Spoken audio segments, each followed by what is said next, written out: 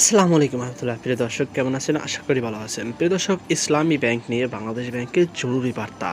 বাংলাদেশ ব্যাংকের মুখপাত্র সাংবাদিক এসব তথ্য নিশ্চিত করেন।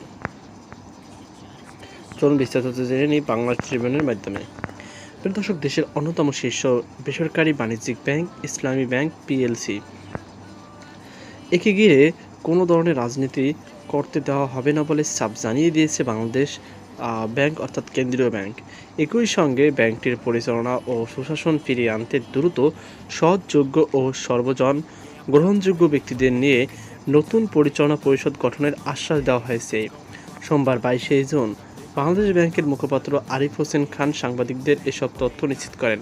মুখপাত্র বলেন, ইসলামী ব্যাংক বাংলাদেশের ব্যাংকিং খাতের একটি অত্যন্ত গুরুত্বপূর্ণ প্রতিষ্ঠান। এই ব্যাংক কোনোভাবে ক্ষতিগ্রস্ত হলে এর নেতিবাচক প্রভাব পুরো আর্থিক খাতে পড়বে।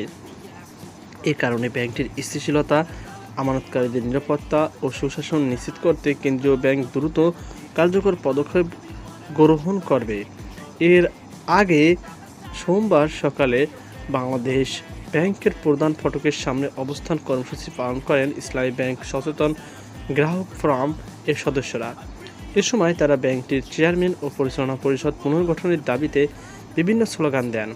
আন্দোলনকারীদের স্পষ্ট দাবি, ইসলামী ব্যাংকের পরিচালনা পরিষদ বিতর্কিত সালাম গ্রুপ সংশ্লিষ্ট বা তাদের কোনো প্রতিনিধিকে রাখা যাবে না। পাশাপাশি 2017 সালের আগে ব্যাংকটির প্রকৃত মালিকানার সঙ্গে যারা যুক্ত ছিল তাদের পরিষদে পুনর্বহাল করার দাবি জানান তারা। বিক্ষোভকারীরা 24 ঘন্টার মধ্যে নতুন পরিচালনা পরিষদ গঠনের আলটিমেটাম দিয়ে বলেন, এই সময়ের মধ্যে দাবি আদায় না হলে পরবর্তীতে আরও কঠোর কর্মসূচি ঘোষণা করা হবে। এর আগে গত 16 জুন পরিচালনা পরিষদ দ্রুত পুনর্গঠন এবং সালাম গ্রুপের শেয়ার আগের প্রকৃত মালিকদের কাছে হস্তান্তরের দাবি জানিয়ে বাংলাদেশ ব্যাংকের গভর্নরের কাছে স্মারকলিপি দিয়েছিল ইসলামী ব্যাংক সচেতন গ্রাহক ফোরাম। মূলত গত 1 জুন থেকে সদ্যবিদায়ী চেয়ারম্যান খোরশেদ আলমের পদত্যাগের দাবিতে ফোরামটির ব্যানারে এই আন্দোলন শুরু হয়।